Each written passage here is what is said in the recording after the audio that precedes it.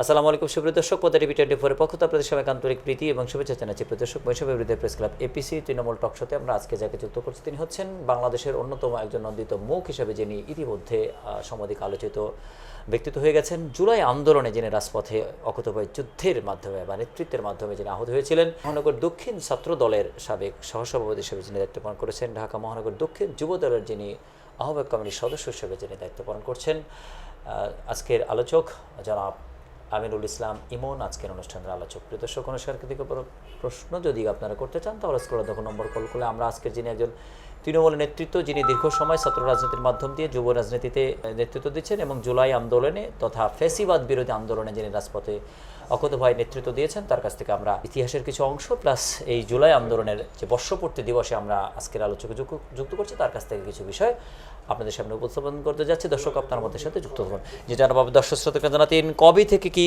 চেতনা প্রেরণার ভিত্তিতে আপনি বাংলাদেশে জাতীয়তাবাদের প্রবর্তক শহীদ প্রেসিডেন্ট জিয়াউর আদর্শ নিয়ে রাজপথে আসলেন এবং অবশেষে ফ্যাসিস্ট আন্দোলনে রাজপথ নেতৃত্ব দিয়ে একেবারে মামলা হামলার মাধ্যমে দীর্ঘ বছর জেল জরিমানা হুলিয়ার মাধ্যম দিয়ে যিনি আপনি রাজপথে আছেন, আপনি দর্শকদেরকে জানান কি চেতনার ভিত্তিতে আপনার এই রাজপথের পথ চলা শুরু হলো? বিসমিল্লাহির রহমানির রহিম। সূচনায় আপনাদের দর্শক এবং এই যে পদ্মা টিভি আপনাদেরকে ধন্যবাদ জানাই। স্বাধীনতার পরবর্তী যে সূচনা, শহীদ প্রেসিডেন্ট জিয়াউর রহমান বীর উত্তম, তার একজন আদর্শের সৈনিক এবং এই রাজনৈতিক পরিক্রমায় তার একজন অনুসারী। সেই সুবাদে আমি 1997-98 থেকে জাতীয়তাবাদী আদর্শের যে লেখনী রয়েছে, আমার প্রিয় নেতার যে বিচরণ রয়েছে, সেখান থেকেই আসলে রাজনৈতিক ভালোবাসা, রাজনৈতিক উদ্বেগ, পথ চলা। বিগত আন্দোলন সংগ্রামে ইতিহাস আপনার যদি আমরা বিশ্লেষণ করি, আপনি দেখবেন আমাদের দলের প্রেসিডেন্ট শহীদ প্রেসিডেন্ট জিয়াউর রহমান বীর উত্তম, তিনি ছিলেন একজন উদার মনের মানুষ। তিনি ইতিহাসের একজন সাক্ষী। ইতিহাসের সাক্ষী বলতে আমরা এটুকুই বোঝাই, আপনারা জানেন আমাদের মক্কা নগরী সেই মরুভূমিতে তিনি রেখে গিয়েছেন তার স্মৃতি বিজড়িত নিম গাছ, যা আজও সেই আমাদের ওমরা হজ পালন করতে আমাদের বাংলাদেশ তথা বিশ্বের মানুষ যখন সেই গাছের ছায়া এবং সেই স্মৃতিকে দেখেন, তখন আমাদের প্রিয় নেতার কথা সবাই মনে করেন। সেখানে তারা নিম গাছ নয়, জিয়া গাছ বলে তারা সম্বোধন করে বা জিয়া ট্রি হিসাবে তিনি ধন্যবাদ আপনাকে, আপনি সুন্দর বলেছেন। আসলে সেই গাছটির নাম এখন জিয়া গাছ হিসাবেই পরিচিত হয়েছে। আপনাদের জানিয়ে রাখি, আমরা এই যে আন্দোলন সংগ্রাম, বিভিন্ন ইতিহাস, এই ইতিহাসে আপনি দেখবেন রাষ্ট্রপতি শহীদ জিয়াউর রহমান সাহেব যখন তিনি দেশ পরিচালনা করেছিলেন, তখন মানুষের দ্বারে দ্বারে দ্বারে দ্বারে গিয়েছিলেন। সেই খাল খনন থেকে শুরু করে একদম তৃণমূল মানুষের মাঝে তিনি নিজেকে উৎসর্গ করেছিলেন। জি, আমি এই আলোচনাটি একটু পরে আসতে চাচ্ছি, একটু প্রাগ শুরু করতে চাচ্ছি। সেটি হচ্ছে মুক্তিযুদ্ধের প্রেক্ষাপট। আমরা পূর্ব পাকিস্তান নামের 47-এর পরে একটি রাষ্ট্র হই, একটি রাষ্ট্রের একটা অংশ হই। পরবর্তীতে এই রাষ্ট্রের আন্দোলনের ক্ষেত্রে স্বাধীনতার জন্য বিভিন্ন ব্যক্তিরা নেতৃত্ব দিয়েছেন। সেক্ষেত্রে আমাদের কিছু পালা বদলের ফাদার রয়েছেন, অর্থাৎ সবার সমন্বয়ের একটি নেতৃত্ব তৈরি হয়েছে। সেক্ষেত্রে এই মুক্তিযুদ্ধের প্রেক্ষাপটে যারা অনস্বীকার্য ব্যক্তিত্ব, হোসেন সৈয়দ সোহরাওয়ার্দী, শেরেবাংলা কে ফজলুল হক, স্যার সলিমুল্লাহ, আব্দুল হামিদ খান ভাসানী, শেখ মুজিবুর রহমানও একটা পর্যায় পর্যন্ত টেনে এনেছেন এবং সর্বশেষ শহীদ প্রেসিডেন্ট জিয়াউর রহমান স্বাধীনতার ঘোষণা দেওয়ার কারণে তিনিও আমাদের নেশন অব দি ফাদার বা ফাদার অফ নেশন হিসাবে বা ফাউন্ডার ফাদার হিসাবে তিনিও কিন্তু একটি জায়গা পেয়েছেন। সেক্ষেত্রে এই মুক্তিযুদ্ধের যে চরমতম স্বীকৃতির জায়গায় আজও পর্যন্ত কিন্তু আমরা এই সমস্ত ব্যক্তিদেরকে, গুণীদেরকে একই কাতারে, একই লেভেলে সম্মানিত করার জায়গাটিতে যে অসঙ্গতি রয়েছে, এটি নিয়ে আপনি আসলে কি অভিব্যক্তি রাখতে চান? আপনাদেরকে জানিয়ে রাখি, প্রিয় নেতা আমাদের শহীদ প্রেসিডেন্ট জিয়াউর রহমান যখন স্বাধীনতার ঘোষণা দিলেন, ওই বোর্ড রিভোল্ট জিয়াউর রহমান বাংলাদেশের স্বাধীনতা ঘোষণা দিলেন, তখন আপনারা দেখছিলেন যে তখন বেতারে তার এই যে নির্দেশনা, আমি জিয়াউর রহমান বলছি, আমি স্বাধীনতার ঘোষক, এই বলে যে নির্দেশনাগুলো দিয়েছিলেন বাঙালিকে, তখন উজ্জীবিত ছিল বাঙালি। আমরা তার ধারাবাহিকতায় আমরা তাও দেখেছি যে এর পরপর এই যে বঙ্গবন্ধু শেখ মুজিবুর রহমান, ইনি বাংলাদেশকে আসলে বাংলাদেশের ক্ষমতায়ন তো তিনি চাননি, তিনি বাংলাদেশের প্রধানমন্ত্রী হতে চাননি, তিনি পূর্ব পাকিস্তান তথা এই যে একটি মানে তার যে অখণ্ড পাকিস্তান চেয়েছিলেন, উদ্দেশ্য ছিল বা স্বায়ত্ত শাসন চেয়েছিলেন, স্বায়ত্ত শাসন চেয়েছিল, এই যে উদ্দেশ্যগুলো ছিল তার উদ্দেশ্যগুলো ছিল হচ্ছে মানুষের আসলে স্বাধীনতার জন্য না, তার ব্যক্তি স্বাধীনতার জন্য, তার ফ্যামিলি স্বাধীনতার জন্য। আমাদের নেতা চেয়েছিলেন এবং এই যে ক্রান্তি লগ্ন, এই ক্রান্তি লগ্নের একটি পর্যায়ে এসে তখন এই দেশের হাল ধরেছিলেন আমার নেতা শহীদ প্রেসিডেন্ট জিয়াউর রহমান। তারই পরিপ্রেক্ষিতে তিনি ঘোষণা দিয়েছিলেন, আমি শহীদ প্রেসিডেন্ট জিয়াউর রহমান আমি ঘোষণা দিচ্ছি। কিন্তু আওয়ামী লীগ তাদের শাসন আমলে শহীদ প্রেসিডেন্ট জিয়াউর রহমান কিন্তু দুটি ঘোষণা দেন। প্রথম ঘোষণা উই রিভোল্ট বলে কিন্তু তিনি মুক্তিযুদ্ধের ঘোষণা দেন। এটি যখন ছড়িয়ে পড়ে তখন বিভিন্ন ব্যক্তির অনুরোধে তিনি on behalf of great leader যুক্ত করে আরেকটি ঘোষণা দেন। আওয়ামী লীগ তাদের শাসন আমলে কিন্তু দ্বিতীয় ঘোষণা নিয়ে ব্যাপক মার্কেটিং করেছে, কিন্তু প্রথম তিনি যে উই রিভোল্ট বলে যে ঘোষণাটা দিলেন এটি নিয়ে কিন্তু সেই ঐতিহাসিক দালালিক জায়গাগুলো আসে নাই। পাঠ্যক্রম পর্যন্ত তারা চেঞ্জ করে দিয়েছে, এমনভাবে মিথ্যা ইতিহাস তৈরি করেছে যার কারণে বিকৃতির অতল গহ্বরে কিন্তু একজন ইউনো অর্থাৎ একজন 33তম বিসিএস একজন ক্যাডার পর্যন্ত তিনি মানে ভুলুণ্ঠিত একটা ইতিহাসের মধ্যে জলাঞ্জলি খেয়েছেন। সেক্ষেত্রে ইতিহাসের সঠিক জায়গায় শহীদ প্রেসিডেন্ট জিয়াউর রহমান যে স্বাধীনতার ঘোষক, তিনি যে দুইবার ঘোষণা দিয়েছেন এবং তার ঘোষণাতেই যে মুক্তিযুদ্ধটা ত্বরান্বিত হয়েছে, এটির আসলে পাঠ্যক্রমের স্বাক্ষরের ব্যাপারে আপনার কি অভিমুক্তি এবং বিএনপি যদি দায়িত্বে আসে তাহলে জনাব তারেক রহমানের বরাবর আপনার কি হবেন? যে যথার্থই বলেছেন, আপনাকে ধন্যবাদ। আপনি জানেন যে ইতিহাস বিকৃতির যে চেতনা, এই চেতনায় পুনঃ উজ্জীবিত ছিল আওয়ামী লীগ। কারণ আপনারা দেখেন আমাদের প্রকৃত ইতিহাসটা ছিল একরকম। ৭১ পরবর্তী আমাদের যে মুক্তিযুদ্ধ, আমাদের মুক্তিযুদ্ধের চেতনা, যারা শহীদ হয়েছিলেন এবং যারা শহীদ পরবর্তী যারা দেশকে নেতৃত্ব দিবেন, সেই প্রকৃত মুক্তিযোদ্ধাদের আলাদা করে ডিভাইডার করে তারা একচেটিয়া ভাবে তাদেরকে নিজেদের ক্রেডিট নেওয়ার চেষ্টা করেছিলেন। আসলে এটি আমরা যেন বাংলাদেশি, আমাদের জন্য এটি দুঃখজনক এবং তার পাশাপাশি এই যে বাংলাদেশের ইতিহাস বিকৃতি করার একটি যে মন মানসিকতা, এটি একটি জঘন্য পরিণতি। ৭২-এ যাকে ব্যাপক সম্মান করা হলো, যিনি ক্ষমতা যে চেয়েছিলেন তার প্রমাণ তিনি কিভাবে দিলেন। ৭২-এ এত ফুলের শুভেচ্ছা, তিনি রাষ্ট্রপতি হতে চাইলেন বা প্রধানমন্ত্রী হতে চাইলেন এবং কি একদলীয় শাসন করা বা ৭৫ পর্যন্ত তিনি যে এদের সাথে যে খেলাটা খেললেন, যার কারণে যাকে এত মানুষ ভালোবাসতো তাকে এমন ঘৃণা করলো যে নিজের পরিবারের 18 জন লোক ছাড়া দাফন কাফনের লোক পাওয়া গেল না। একজন মানুষ নিজেকে কতটা অসহায় করলে, মানুষের সাথে মানুষের চেতনার সাথে কতটা ছলনা করলে, কতটা আসলে তার বিশ্বাসঘাতকতা করলে তার শেষ পরিণতিটি এমন হয়েছিল বলে আপনি মনে করেন? জি, আপনাকে ধন্যবাদ। বিষয়টি হচ্ছে এমন যে আপনি সত্যকে যদি সত্য না বলেন, আপনি সাদাকে সাদা না বলেন, সেক্ষেত্রে মানুষ কিন্তু আপনার প্রতি বিরূপ থাকবে। যদিও আপনি প্রোটোকল এবং প্রশাসনের মাধ্যমে আপনি আপনার কৃতিত্ব নিতে চাইবেন, কিন্তু জনগণ যে ইতিহাস রয়েছে, প্রকৃত ইতিহাস, এই ইতিহাসটা কিন্তু একদিন না একদিন ফুটে উঠবেই। সুতরাং সেই প্রকৃত ইতিহাস কিন্তু ফুটে উঠেছে, দেখেছেন এই আমাদের যে পরের জেনারেশন, তারা কিন্তু এটি মনের ভিতরে গুপ্তভাবে চেতনাকে ধরে রেখেছিল। তা যার বই প্রকাশ কিন্তু ঘটেছিল এই যে 5ই আগস্ট, আজকে এই স্মরণীয় একটি দিন, যে দিনে আজকে ফ্যাসিস্ট সরকার বিতাড়িত হয়েছে। আপনি যথার্থ বলেছেন, বাংলাদেশের ইতিহাসকে বিকৃত করে তারা যে নিজেদের আয়ত্তে এনে আপনার বই থেকে শুরু করে বাচ্চাদের শিক্ষা থেকে শুরু করে যে তাদের ঘরোয়া যে সূচনা, এবং এই আগস্ট মাস আসলে আপনি জানেন যে আন্দোলন এবং গান এবং মাইকিং সারা ঘরে ঘরে ঘরে ঘরে ছড়িয়ে যেত। আগস্টের তাদের মনে হতো যে এই আগস্ট এবং এই স্বাধীনতা যুদ্ধ একমাত্র অধিকারী হচ্ছে আওয়ামী লীগ। এই যে এক ধরনের ফ্যাসিস্টগিরি, এই যে এক ধরনের স্বৈরাচার, যে তাদের যে চেতনা, এর বহিঃপ্রকাশ কিন্তু আপনারা দেখেছেন মানুষের দীর্ঘ নিঃশ্বাসের একটি প্রতিফলন। যাকে বঙ্গবন্ধু বলা হলো, তিনি ৭৫-এ নিজেকে বঙ্গসত্রীতে পরিণত করলেন, তাই তার জানাজার প্রতি আগ্রহ রাখা হলো না। যিনি ৭২-এ হিরো, তিনি ৭৫-এ যেভাবে নিজেকে জিরো করেছিলেন, সেই জিরোটা এই ২৪-এর পরে আমরা দেখতে পেলাম কেনা। অর্থাৎ 5 আগস্ট, গত বছর 5 আগস্ট এই দেশটি নতুন করে ফ্যাসিবাদ মুক্ত হলো। তার 10 দিন পরে কিন্তু 15 আগস্ট শেখ মুজিবুর রহমান সাহেবের হত্যা দিবস ছিল, কিন্তু সেখানে কোনো আয়োজন কিন্তু করে নাই। অর্থাৎ আওয়ামী লীগ ক্ষমতায় থাকলেই এই আগস্টটি বা তাদের এই বঙ্গবন্ধু ভাবা হয়, ক্ষমতা না থাকলে কেউ তাকে বঙ্গবন্ধু বলে না, জাতির হিরোও বলে না। সেক্ষেত্রে আবার তাকে জাতির পিতার করার যে মিথ্যা প্রবঞ্চনা তারা করে গেছে, তাকে কেউ কিন্তু আর জাতির পিতা মনেও করে না। সেক্ষেত্রে এই যে মিথ্যাচারের ইতিহাস, এই ফ্যাসিজম দ্বারা বারবার জাতির পিতা হওয়া, বারবার বঙ্গবন্ধু হওয়া বা জাতির হিরো হওয়া, এটি বুমেরাং হয়ে যাচ্ছে কিনা ইতিহাসের কাছে? যথার্থ বলেছেন, ধন্যবাদ আপনাকে। আসলে আপনি যে প্রশ্নগুলো করছেন এইগুলো আসলে হৃদয়ের থেকে আসে, খুব কষ্টদায়ক বিষয়।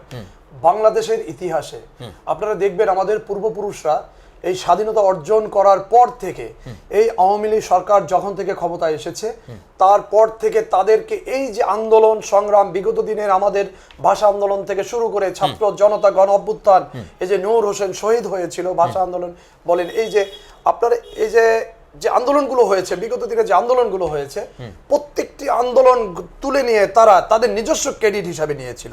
এই যে অবস্থাটা ছিল, যার বই প্রকাশ ছিল আগস্ট মাস আসলেই আপনি দেখবেন প্রত্যেকটি এলাকায় আপনি দেখেন অনেক সময় মসজিদে আজান হচ্ছে অথচ মাইক চলছে। এই যে তাদের দুর্বৃত্তায়ন, এই যে তাদের নোংরামি, একটা মানে তাদের যে রাজনৈতিক যে পরিচর্যা, এই পরিচর্যার আপনার বহিঃপ্রকাশগুলো হয়েছে মানুষের দিনের পর দিন ক্ষোভের বহিঃপ্রকাশ। এই বহিঃপ্রকাশে এক পর্যায়ে এসে এই যে 24 যে আগস্ট, 5ই আগস্ট, এর বহিঃপ্রকাশ মানুষ চূড়ান্ত ফলাফল, বিজয়ের ফলাফল, এবং এই ফ্যাসিস্টকে বিতাড়িত করে মানুষ একটি উৎসবে পরিণত করেছিল। 1981 সালের 30 মে শহীদ প্রেসিডেন্ট জিয়াউর রহমানকে নির্মমভাবে হত্যা করা হয়। তার 13 দিন আগে শেখ হাসিনা তিনি এদেশে আসেন। শেখ হাসিনা আসার 13 দিনের মাথায় শহীদ প্রেসিডেন্ট জিয়াউর রহমান হত্যা করার যে ঘটনাটি ঘটলো, এটি সেক্ষেত্রে কোনো কুশীলবগিরি ছিল কিনা, কিছু করতে সাপ বেরোবে কিনা, শহীদ প্রেসিডেন্ট জিয়াউর রহমান হত্যার বিচারটি বেসামরিক আদালতে আজ পর্যন্ত ওঠেনি। বিএনপি যদি ক্ষমতায় আসে, বিএনপি যদি দায়িত্বে আসে, তারেক রহমান যদি গুরুত্বপূর্ণ দায়িত্বপ্রাপ্ত হন, তাহলে শহীদ প্রেসিডেন্ট জিয়াউর রহমান হত্যার বিচারটি ঐতিহাসিকভাবে আসলে হওয়া দরকার কিনা, মরণোত্তর বিচারটি আসলে আপনারা দাবি করছেন কিনা? যথার্থ বলেছেন, ধন্যবাদ আপনাকে। আপনি জানেন আমাদের প্রিয় নেতা, দেশনায়ক, ভারপ্রাপ্ত চেয়ারম্যান, জাতীয়তাবাদী দলের ভারপ্রাপ্ত চেয়ারম্যান জনাব তারেক রহমান সাহেব অবশ্যই জনগণের একজন শ্রদ্ধাভাজন নেতা। জি, এটা শুধু আমি এই দলের একজন কর্মী হিসাবে না, আপনি তৃণমূল পর্যায়ে আপনি দেখবেন মতামত নিয়ে আমাদের এই প্রিয় নেতা এখন একজন শ্রদ্ধার জায়গায়।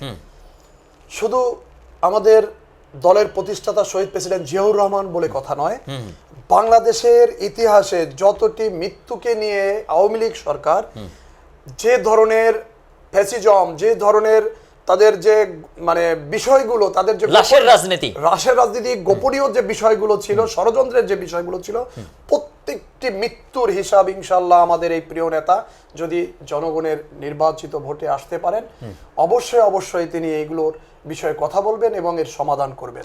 81 সালে পরে দুই নেত্রীর বাংলাদেশ তৈরি হলো। দুই নেত্রী নিজ নিজ দল নিয়ে তারা রাজপথে নামলেন। একজন 3 বারের প্রধানমন্ত্রী, একজন নানা ঘটনা নিয়ে 5 বারের প্রধানমন্ত্রী হয়ে গেছেন। 45 বছরের রাজপথে দুই নেত্রীর বাংলাদেশে, দুই নেত্রীকে এদেশের মানুষ চেনে, জানে এবং সমালোচনা করে। কার কি অবস্থান, কে কেমনভাবে হৃদয়ে আসলে ধারণ করছে এবং লালন হচ্ছেন? আপনি আসলে খুব যথার্থ প্রশ্ন করেন, আপনাকে ধন্যবাদ। আমি আপনাকে আপনার যথার্থে এতটুকু বলে রাখি, বাংলাদেশের সমস্ত মানুষকে বলে রাখি, বাংলাদেশে আমাদের যে আসলে আমরা কেন রাজনীতি করি, একটি মানুষ হিসাবে আমরা কেন রাজনীতি করব। আপনি রাজনীতির প্ল্যাটফর্মটা হচ্ছে, আমি যদি কাউকে সেবা করতে চাই, আমার এলাকায় আমি যদি সেবা করতে চাই, একটি প্ল্যাটফর্ম দরকার। রাইট। এই প্ল্যাটফর্ম করতে গেলে আপনি অবশ্যই একটি নির্দিষ্ট জায়গায় থাকতে হয়, একটি সংগঠনের ভিতর থাকতে হয়। আমরা সেই রাজনৈতিক প্ল্যাটফর্মটা বেছে নিয়েছি জাতীয়তাবাদী দল। কেন বেছে নিয়েছি, আপনি পক্ষান্তরে দেখবেন একটি আওয়ামী লীগ সরকার রয়েছে, আপনি আমার নেত্রী দেশ আপনি আপোষহীন বলা হয়। আপোষহীন কেন বলা হয়? এই যে আপোষহীন, এই আপোষহীনের ব্যাখ্যা দিতে গেলে অনেক সময় লাগবে। আমি সংক্ষেপে একটি কথা বলবো। আর এখন আরেকটি ব্যাখ্যা হচ্ছে স্বৈরাচার।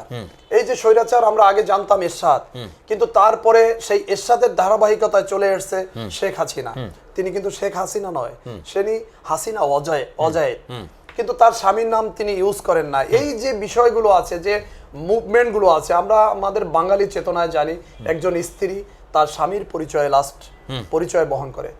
যাই হোক, আমি যেটি বলতে চাচ্ছি, আমাদের নেত্রী, প্রিয় নেত্রী আন্দোলন সংগ্রাম এবং রাজপথ এবং 71 পরবর্তী যে সংগ্রাম এবং 71 সালে তার যে অংশগ্রহণ আপনারা ইতিহাসে দেখেছেন, আজ পর্যন্ত এই অবধি এই রাজনীতির যে বিচরণ, এই বিচরণে আমাদের প্রিয় নেত্রীকে দেখেছি একজন সন্তানকে যেমন আগলে রাখে, একজন মা যেমন তার সন্তানকে আগলে রাখে, আমাদের এই প্রিয়সী মা, আমাদের এই মমতাময়ী মা, তিনিও ঠিক তার কর্মীদেরকে এবং এই দেশের মানুষকে তিনিও ঠিক মমতা দিয়ে রাখতেন।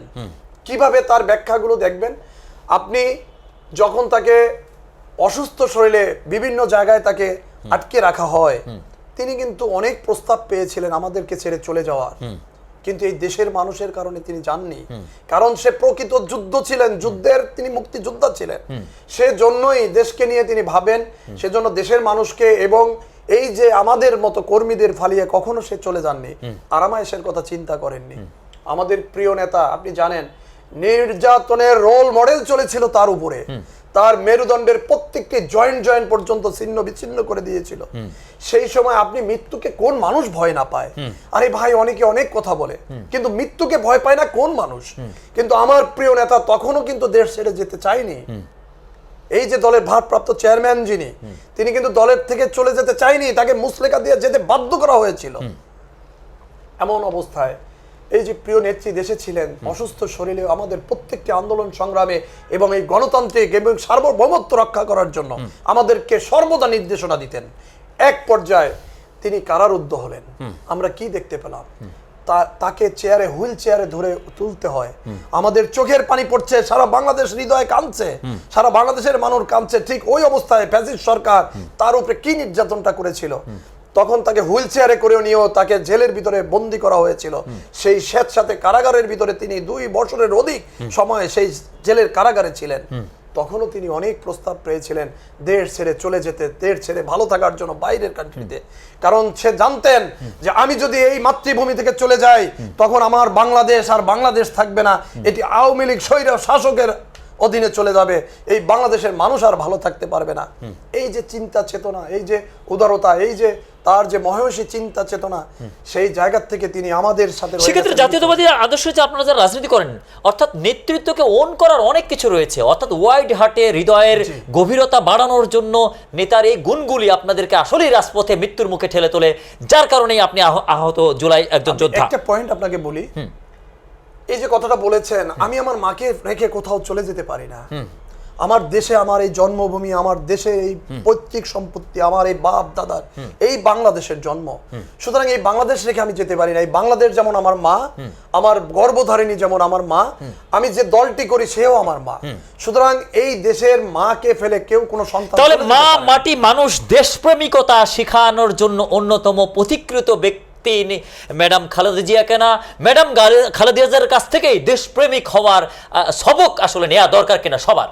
সবার দরকার তো অবশ্যই বটে। কারণ আপনি জানেন, আপনি আমাদের প্রিয়সী মা যখন কথা বলেন, দেখেন প্রত্যেকটি কথায় তার ভিতরে আল্লাহ বিচার করবে, এই গোপালগঞ্জের আল্লাহ এই মানুষকে হত্যা করেছে, এই হেফাজত হত্যা করেছে, আল্লাহ বিচার করবে। প্রত্যেকটি কথায় তার আল্লাহ ছিল, আল্লাহ কথা ছিল।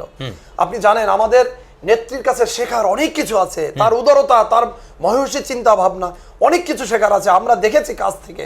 সুতরাং আমরা এই প্রিয় দলটিকে এই জন্য অন করি। পাশাপাশি স্বৈরাচার, আপনি স্বৈরাচার দেখেন, দেশকে লুটপাট করে, হ্যাঁ উন্নয়ন, কিছু কিছু জায়গায় উন্নয়ন করেছে, এই উন্নয়নের নামে কি করেছে? ধ্বংস লীলা চালিয়েছে। যেখানে বরাদ্দ হতো 1000 কোটি টাকা, সেটা বরাদ্দ করার পরে সেখানে করতো 500,000 কোটি টাকা। এইভাবে করে করে তারা দেশটাকে ধ্বংস করে দিয়েছে। তাদের নিজেদের এবং কর্মীদের রাজত্ব কায়েম করেছে। তারা একটি ছোট্ট সংগঠনের একটি সহসভাপতি ছাত্রলীগের, তার 2000 কোটি টাকা। আপনি চিন্তা করতে পারবেন না, একটি দেশের অনির্বাচিত প্রধানমন্ত্রী, তার পিএসের তার টাকা থাকে 400 কোটি টাকা। এই যে বাংলাদেশের মানুষের যে এই যে নির্মম নির্যাতন করে এবং গণতন্ত্রকে হরণ করে তারা যে নিজেদের যে সুবিধা থাকার যে চিন্তা চেতনা, একমাত্র এই যে নরপিচাস, এই হচ্ছে শেখ হাসিনা। সুতরাং আমার প্রিয় সেই মমতাময়ী যে নেত্রী, তার উদাহরণ হচ্ছে এরকম। পার্থক্য হচ্ছে আপনার স্বৈরাচার হাসিনার বিরুদ্ধে তার এলিগেশন এরকম। আপনি লাস্ট দেখেন, এই যে কর্মীদের, এই যে তার দলেও তো কিছু কর্মী রয়েছে, এই যে তাদের যে অন্যায় অত্যাচার এবং সে যে জুলাই আগস্টের মানুষকে নির্বিচারে গুলির হুকুম এবং হাসপাতালে গিয়ে মায়া কান্না, নো রিলিজ নো ট্রিটমেন্ট, এই যে বক্তব্যগুলো দিয়ে যে হাস্যকর এবং বাচ্চাদেরকে রাজাকার বলা, এই যে কত ধরনের নোংরামি কথাবার্তা বলা, একমাত্র এই ব্যক্তির কাছে শোভা পেয়েছে এবং তার চেহারার সাথে একটি শয়তানের চেহারার সাথে রূপ পেয়েছিল, যারই পরিপ্রেক্ষিতে আল্লাহ প্রদত্ত আবাবিল পাখি হয়ে মানুষ, জনগণ আবাবিল পাখির অবতীর্ণ হয়ে গেছিল। আল্লাহ আমাদের প্রতি রহমত নাজিল করেছিল, যার কারণে এই 100 হাত মাটির নিচে পর্যন্ত আওয়ামী লীগ তৈরি করে দিয়ে গেছিল, কিন্তু তার ভিতরে নীতি আদর্শ দেয়নি, যার কারণে ধুমকো কাচের মতো ভেঙে তিনি তাদেরকে ফেলে ভেঙে খান খান হয়ে গেছে, ভেঙে তিনি বাংলাদেশ থেকে বিতাড়িত হয়ে গেছেন এবং পালিয়ে যেতে বাধ্য হয়েছেন। ম্যাডাম খালেদা জিয়া রাজপথ থেকে 4টি উপাধিতে ভূষিত হয়েছেন: দেশনেত্রী, আপসনেত্রী, গণতন্ত্রের মাতা এবং দেশমাতা। এই 4টি উপাধির পাশাপাশি নিজের আপন সন্তানকে অ্যাসল্ট করিয়ে তাকে যেভাবে প্রেশার ক্রিয়েট করে -2 ফর্মুলা বাস্তবায়ন করতে চাওয়া হয়েছিল 111 আমলে, তিনি সেটিও বুমেরাং করে দিয়েছেন।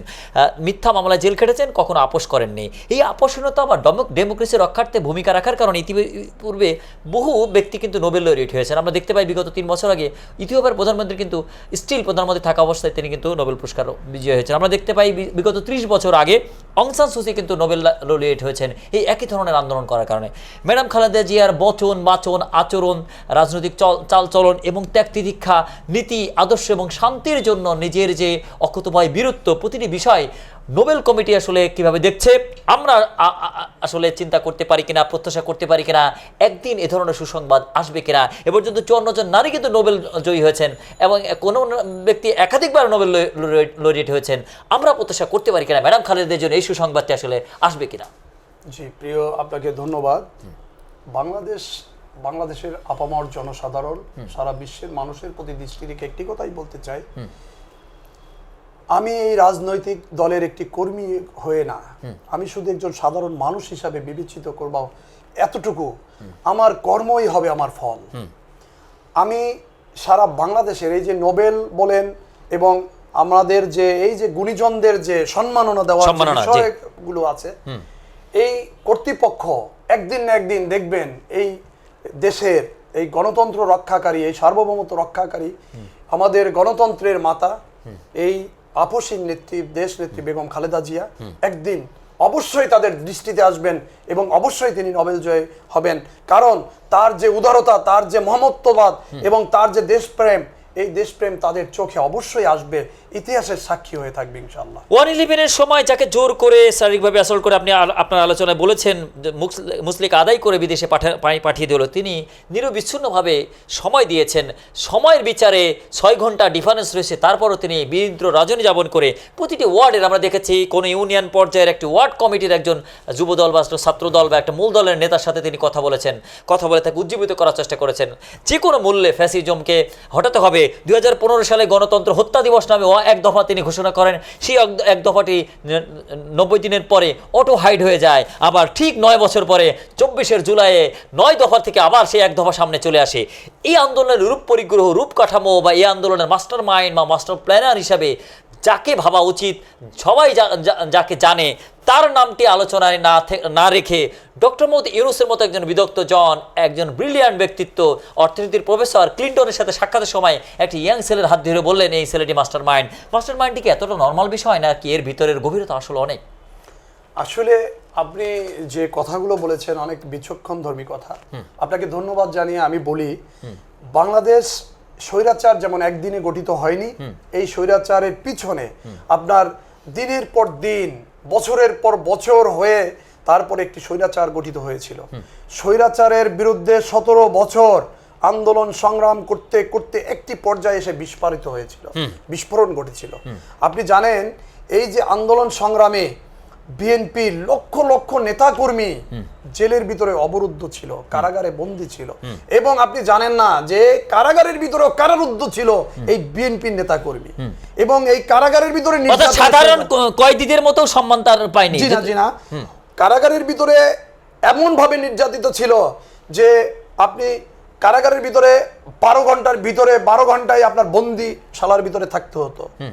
এমনকি আমরা আপনি যখন বলেছেন আমরা যখন জেলে ছিলাম 2010, 12, 13 আমরা যখন জেলে ছিলাম, আপনি জানেন না আমাদেরকে এমন ভাবে রাখা হতো, সেই স্মৃতিগুলো আসলে মনে পড়লে অনেকেই আমরা নিজেদের সেন্স রাখতে পারি না। আবু গারিব জেলের মতো যে ধরনের ঐতিহাসিক কিছু জেল রয়েছে, তারা ভিতরে বসে শুনতো যে বিএনপির নেতাকর্মী আসছে, ওখান থেকে আবার নির্যাতন শুরু হয়ে যেত। এক নির্যাতন হতো থানায়, রিমান্ডে, আবার নির্যাতন হতো জেলের ভিতরে ঢুকলে, ছোট ছেলে মানে জেলের আর এই ইতিহাস এইভাবে করেই তো আমরা আসলে 17 বছর আন্দোলন সংগ্রামের মধ্য দিয়ে এভাবে চলে আসছি। আমাদের প্রিয় নেতা ভারপ্রাপ্ত চেয়ারম্যান জনাব তারেক রহমান সাহেব সেই সুদূর প্রসারী সেই 1000 মাইল দূরে থেকেও আপনাদের ইউনিট পর্যন্ত নেতৃত্ব দিয়েছেন।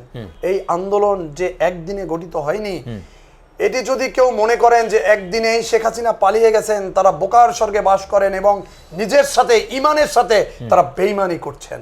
কারণ তারা হয়তো সম্মুখ ভালো থাকতে পারেন, কিন্তু বাস্তবতা যদি তারা নিয়ে কথা না বলেন, তাহলে একদিন তার ইমানের আমলের হিসাবেও আল্লাহর কাঠগড়ায় তাদের দাঁড়াতে হবে। এই জন্য দাঁড়াতে হবে। এই আন্দোলনটি একদিনে গঠিত হয়নি। আপনার একটি জিনিস দেখেন, আমাদের এই স্বৈরাচার হাসিনা আমাদের উপরে স্ট্রম চালাতে চালাতে চালাতে চালাতে যখন লক্ষ লক্ষ নেতাকর্মী আমরা জেলের ভিতরে নিমজ্জিত হচ্ছিলাম, জেলের ভিতরে পর্যন্ত আমরা ওখানেও মিছিল ধরতাম, দেশ বাঁচাও, দেশ বাঁচাও, গণতন্ত্র বাঁচাও, আমরা জেলের ভিতরেও এরকম মিছিল ধরতাম, জিয়ার সৈনিক এক হও, এভাবে মিছিল ধরতাম। ওই জেল পর্যন্ত আমাদের আন্দোলনের একটি ঘর হয়ে গিয়েছিল। এক পর্যায়ে এই স্বৈরাচার তো আমাদের জেলের ভিতরে বন্দি রেখে শান্তি পেত না। তিনি মনে করতো যে বিএনপি তো সারা জনগণ সারা বাংলাদেশে চড়ানো, সুতরাং এদেরকে দামিয়ে রাখা যাবে না। তার ভিতরে তো সবসময় ভয় আতঙ্ক কাজ করত। এই যে ভয় আতঙ্ক কাজ করত, এক সময় আমরা যখন বেরিয়ে আসলাম, এই জুলাই আগস্ট ঘটনা ঘটলো, আমাদের নেতা যখন আমাদেরকে নির্দেশনা প্রদান করলো যে ছাত্রদের সাথে থাকতে হবে, ছাত্ররা কোটা বিরোধী আন্দোলনে নেমেছে, তাদের অধিকার আদায়ের সাথে তোমাদেরও থাকতে হবে, তখন আমরা সারা বাংলাদেশের নেতা কর্মীরা ওদেরকে সাপোর্ট দেওয়ার জন্য যথোপযুক্তভাবে আমরা রাস্তায় নেমে পড়লাম। এই রাস্তায় নামার পরিপ্রেক্ষিতে কি হলো, আমরা এক পর্যায়ে ছাত্ররা 28 তারিখে বিবৃতি দিয়েছে, আপনি দেখেছেন যে আমরা কিন্তু কোটা বিরোধী আন্দোলনে নেমেছি। একটি দল আমাদেরকে ইউজ করছে।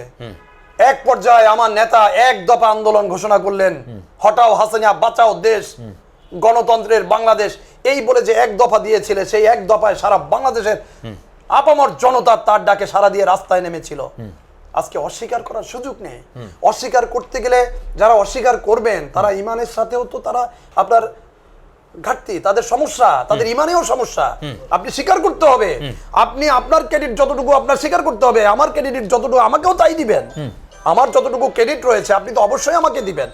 যদি আমাকে ক্রেডিট না দেন, সেক্ষেত্রে আপনি তো সাচ্চা মুসলমান না। আপনি যে ধর্মেরই হন না কেন, আপনি সাচ্চা ইমান আপনার ভিতরে নেই। আমার প্রিয় নেতা যখন বলেছিলেন এক দফা আন্দোলন, তখন আমরা রাজপথে, মৃত্যুকে ভয় পাইনি, তখন রাজপথে নেমে গিয়েছিলাম। এই পার্টি অফিসের সামনে হাজারো বুলেট আমার শরীরে, স্প্রিন্টারের আঘাত, এই রক্তে মাংসে গড়া শরীরের এক পাশ থেকে গুলি লেগে আরেক পাশ থেকে বেরিয়ে গেছে। শুনতে এমন লাগে, আপনি বিশ্বাস করতে পারবেন না। গরুর মাংস যেভাবে কাটে সেইভাবে আমার সমস্ত অঙ্গ প্রত্যঙ্গ কাটা ছিল। সেখান থেকে আল্লাহ প্রদত্ত আমি এখানে বেঁচে আছি। একটি মানুষের জীবন হায়াত কি কোনো মানুষ দিতে পারে? কোন নোবেল জয় দিতে পারে? সম্ভব নয়, একমাত্র আল্লাহ প্রদত্ত দিয়েছেন। সুতরাং আন্দোলন কোথা থেকে হলো? একদিনে আন্দোলন গঠিত হয়নি, আন্দোলন ধারাবাহিকভাবে এসেছে, সংগঠিত হয়েছে, সবাই বিস্ফোরণের ভিতরে। আমি যদি বিষয়টা এভাবে বলি, বিএনপির কোন আন্দোলনে 70% সফলতা আসলো, কোন আন্দোলনে 80%, কোন আন্দোলন 90% সফলতা এসেছিল। অর্থাৎ 90% ভিত্তি, আন্দোলনের ভিত্তি কিন্তু বিএনপি মাঠে রেখেছিল। এই 90-র উপরে যুক্ত হলো 10%, যার কারণে আসলে সফলতা। আমরা যদি ক্রিকেটেও ম্যাচের হিসাব করি, যে 40 ওভার ধরে ব্যাটিং করেছেন একজন দুজন ব্যাটসম্যান, সেঞ্চুরি করে দলকে একটি জয়ের বন্দরের কাছাকাছি নিয়ে গেছেন। তারপরে তিনি এরপরে স্লগ ওভারের কিছু ব্যাটসম্যান এসেছেন, ধন্দুমার ব্যাটিং করে তিনি উইন করেছেন। ম্যান অফ দ্য ম্যাচ কি স্লগ ওভারের ওই অল্প কম বলে বেশি রান করা ছেলেটি হয়, ব্যাটসম্যান হয়, নাকি যিনি সেঞ্চুরি করেন তিনি ম্যান অফ দ্য ম্যাচ হন? আপনি অনেক সুন্দর করে আপনি আসলে বিশ্লেষণগুলো করছেন, আপনাকে ধন্যবাদ। আমি আপনার এই কথার উপরে একটি সুন্দর কথা বলি। আপনি দেখেন, ম্যান অফ দ্য ম্যাচ ওই প্লেয়ারকে ঘোষণা করা হয় যিনি কিনা সেঞ্চুরি করে বেরোন, যিনি সেঞ্চুরি করে বেরোন এবং দলের জন্য কৃতিত্ব রাখেন, এই দলের জন্য নিজের সর্বোচ্চ দিয়ে দেন, তিনি কিন্তু ম্যান অফ দ্য ম্যাচ হন। সুতরাং ম্যান অফ দ্য ম্যাচ যিনি হয়েছেন তাকে কৃতিত্ব দিবেন না, তাহলে তো আপনি ওন করেন না, আপনি এই দলকে ওন করেন না, আপনি এই বাংলাদেশের মানুষকে ওন করেন না, গণতন্ত্র ওন করেন না, আপনি নিজের প্রতি নিজের আস্থাটাও নেই। আচ্ছা, বিষয়টা যদি এমন হয় যে সেঞ্চুরিয়ানকে ম্যান অফ দ্য ম্যাচ না দিয়ে স্লগ ওভারের যে কোনো একজনকে যদি ম্যান অফ দ্য ম্যাচ হয়, ওই ম্যাচের প্রতি কেউ সম্মান রাখেন বা ওই জুরি বোর্ডকে কেউ কি সম্মান করেন? ঠিক তেমনি তারেক রহমানকে মাস্টার মাইন্ড না বলাটা বা স্বীকৃতি না যারা দিচ্ছেন, তারা কি নিজেরাই বুমেরাং হচ্ছেন কিনা, নিজেরাই প্রশ্নবিদ্ধ হচ্ছেন কিনা, নিজেরাই কলঙ্ক নিচ্ছেন কিনা? আমি তাদের উদ্দেশ্যে একটি কথাই বলবো। দেখেন, ইতিহাস থেকে সাক্ষী নিন, ইতিহাস থেকে শিক্ষা নিন। এই ইতিহাস এই বাংলার জনগণ রক্ত দেয়া শিখে গেছে। আজ এবং কাল আপনি এই ইতিহাসের কাঠগড়ায় দাঁড়াতে হবে। আপনি যার যতটুকু অবদান আপনি যদি স্বীকার না করেন, আপনার জায়গায় বসে যে যদি মনে করেন আমি শেখ হাসিনা হয়ে গেছি, আমি স্বৈরাচার, আমি এই দেশের প্রধান, ভুল করবেন। যার যতটুকু অবদান এটা স্বীকার করতে হবে। এটাই হচ্ছে গণতন্ত্র, এটাই হচ্ছে সৌজন্যবোধ। আপনি স্বীকার করবেন না, আপনি যে কোনো মাধ্যমে হলেও আপনি এই দেশে এখন রাজত্ব করছেন, আপনি এই দেশের নেতৃত্ব দিচ্ছেন, আপনি বোঝাতে চাচ্ছি যে কোনো একটা জায়গার আপনি এখন নেতৃত্ব দিচ্ছেন, কিন্তু আপনি যখন সরে যাবেন আপনি প্রশ্নবিদ্ধ হবেন। সুতরাং আমার এটুকু চিন্তা করা উচিত, এই দেশে প্রশ্নবিদ্ধ হলে তার অবস্থা স্বৈরাচার শেখ হাসিনার মতো হতে হয়। আপনি দীর্ঘ সময় রাজপথে নেতৃত্ব দিচ্ছেন, আহ্বায়ক কমিটির সদস্য হিসেবে দায়িত্ব পালন করছেন। আপনার দলের কাছে কি প্রত্যাশা, নেতাকর্মীর প্রতি কি কন্ট্রিবিউশন বা দায়িত্ব পালনের কি বিষয়? আগামীতে যে কাউন্সিল হবে সেই কাউন্সিলে আপনাকে দলের আরও গুরুত্বপূর্ণ দায়িত্বের ব্যাপারে আপনার কি প্রত্যাশা রয়েছে? কোনো দলীয় দায়িত্বশীল পদের কোনো চাওয়া নিয়ে আপনি আসলে রাজপথে কাজ করছেন কিনা? নেতাকর্মীদের কাছে আপনার কি বার্তা রয়েছে? দেখুন, আপনাকে আমি জানিয়ে রাখি, আমরা যখন যুদ্ধে নামি তখন একটি স্বপ্ন ছিল। আমি আমার প্রিয় নেতার মেসেজগুলো মন প্রাণে ধারণ করতাম। তিনি কি চাচ্ছেন? বাংলাদেশের মানুষের মুক্তি। আর এই মুক্তিটি যখন এসেছে তখন হৃদয়ের ভিতরে কখন আমার সন্তান রয়েছে, মা রয়েছে, স্ত্রী রয়েছে ভুলে গিয়েছিলাম। যুদ্ধে ঝাঁপিয়ে পড়েছিলাম, যুদ্ধে অংশগ্রহণ করেছি, নেতৃত্ব দিয়েছি, গুলি খেয়েছি, রাজপথে ছিলাম। সুতরাং তখন কোনো পদ, তখন কোনো চিন্তা একটু মাথায় আসেনি। আমি শুধু একটি জিনিসই স্বপ্নে দেখেছি, এই জাতীয়তাবাদী দলের একজন আদর্শের সৈনিক আমাকে এই মুহূর্তে রাস্তায় নামতে বলেছেন আমার প্রিয় নেতা, আমি রাস্তায় নেমেছি। সুতরাং পদ ক্ষণিকের জন্য, এই রাজনৈতিক পরিক্রমায় পদ এগুলো হচ্ছে পরিচয়ের জন্য। সুতরাং প্রিয় নেতা তিনি জানেন এই দলে তারা কারা ত্যাগী, এই দলে তার কারা নেতৃত্ব দিয়েছিলেন দূর সময়ে। সুতরাং এই বিবেচনাগুলো হচ্ছে তাদের উপরে, এ নিয়ে আমার কোনো মত নেই। বিএনপি সরকারে নেই, তবুও একজন ইমনের পঙ্গুত্বের ঝুঁকিতে নিউজ কিন্তু আমরা দেখেছি। সাংবাদিক কল্যাণ ট্রাস্ট আপনাকে নিয়ে অন করেছে। আপনি এই জুলাই আন্দোলনের একজন স্টেক হিসাবে, রাজপথের একজন লড়াকু যোদ্ধা হিসাবে আপনাকে বর্তমান অন্তর্বর্তীকালীন সরকারও কিন্তু সম্মানিত করছে। সেক্ষেত্রে দলের নীতি নির্ধারণী পর্যায়ে আপনাকে নিয়ে বিশেষ ভাবনা রাখা হবে কিনা? আগামী ত্রয়োদশ সংসদ নির্বাচন নিয়ে মাঠ গঠন হচ্ছে। আপনারা যেভাবে রাজপথ তৈরি করেছেন, যেভাবে মাঠ তৈরি করেছেন, সেক্ষেত্রে বিএনপিকে নিরঙ্কুশ বিজয়ের আগামীতে সরকার গঠন করার সুযোগ এ জাতি আসলে দেওয়ার জন্য কতটা প্রস্তুত বলে আপনি মনে করছেন? ধন্যবাদ আপনাকে। আসলে আপনি যা করবেন এটাই তো আপনি ব্যাক পাবেন, আপনি ফেরত পাবেন। আপনি যা করবেন এটাই আপনার ব্যাক আসবে। সুতরাং এই যে দল, এই দল হচ্ছে সাধারণ জনগণের দল, একটি মহৎ নেতার প্রতিষ্ঠিত দল। কারণ এই দলটি, আমরা যে এই দলের কর্মী, এই দলের কর্মী হয়ে আমরা গর্বিত।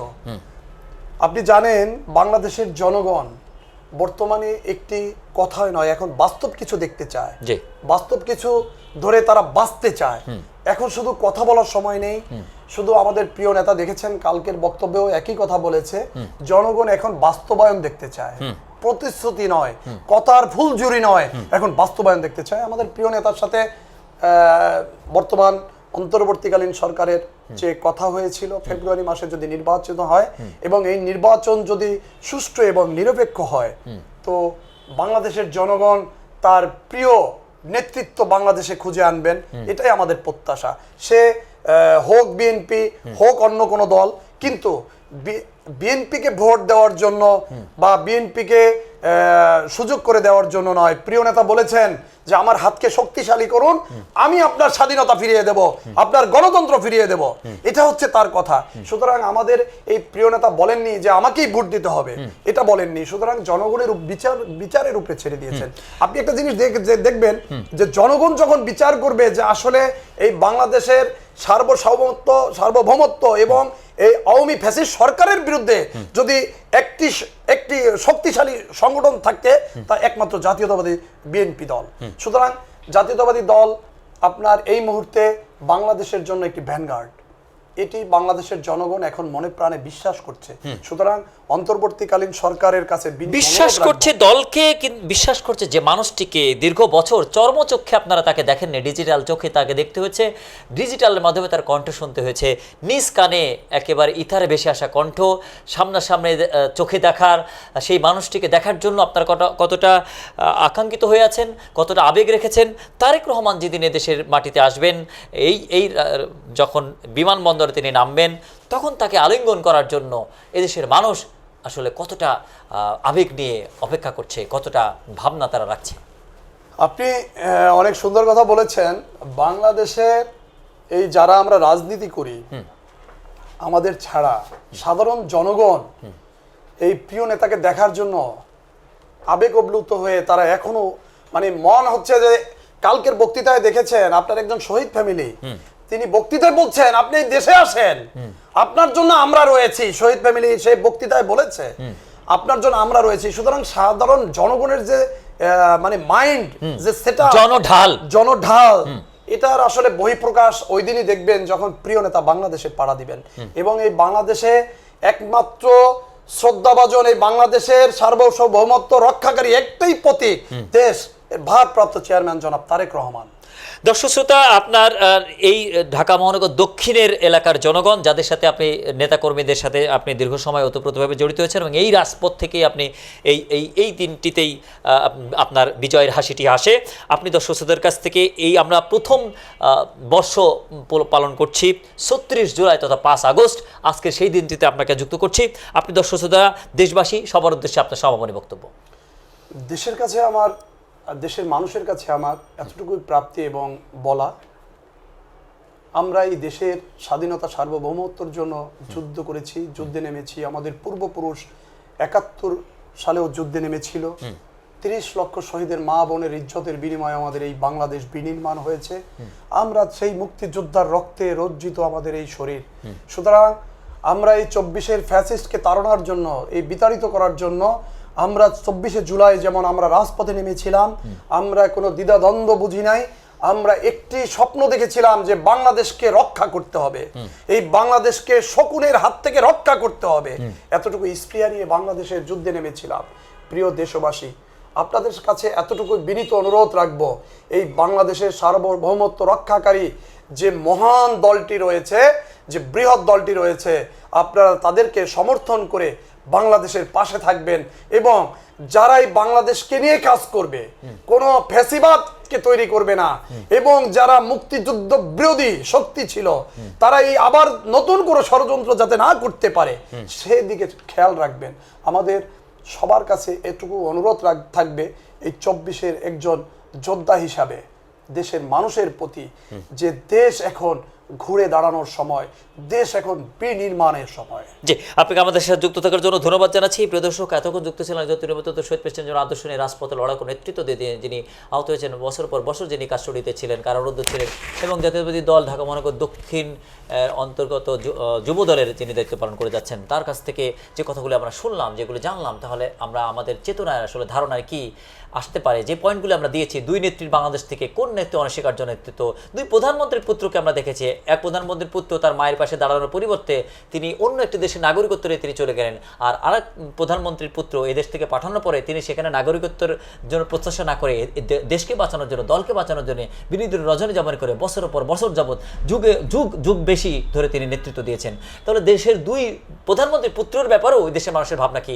দুই নেত্রীর বাংলাদেশে কোন নেত্রীকে মানুষ অন করবে, দুই নেতা যিনি স্বাধীনতার প্রশ্নে আপোষ করে কৌশলে এই দেশ ছেড়ে চলে গেলেন, আরেকজন নেতা যিনি অকুতোভয় যুদ্ধ করলেন, মুক্তিযুদ্ধের ঘোষণা দিলেন, তার ক্ষেত্রেও আসলে কি ধারণা থাকবে।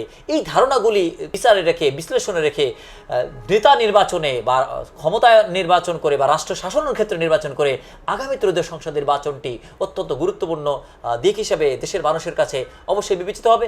অবশ্যই ধানের শীষ প্রতীকের প্রতি বা ধানের শীষ বা বাংলাদেশি জাতীয়তাবাদ, ভূখণ্ডের জাতীয়তাবাদের দলের প্রতি আস্থা ভরসা রেখে, ভালোবাসা রেখেই দেশনায়ক তারেক রহমান, ম্যাডাম খালেদা জিয়ার এই ত্যাগ তিতিক্ষার প্রতি সম্মান রেখেই এই জাতি নতুন করে তাদের নেতৃত্ব নির্ধারণ করবে বলেই সচেতন মহল এবং সাধারণ মানুষ মনে করছে। দর্শক, পরবর্তী নতুন কোনো আলোচকে বা আজকের আলোচকে পুনরায় নতুন কোনো বিষয়ে যুক্ত করার প্রত্যাশা রেখে আজকের মতো বিদায় টানছি। আমাদের সাথে থাকুন। আসসালামু আলাইকুম।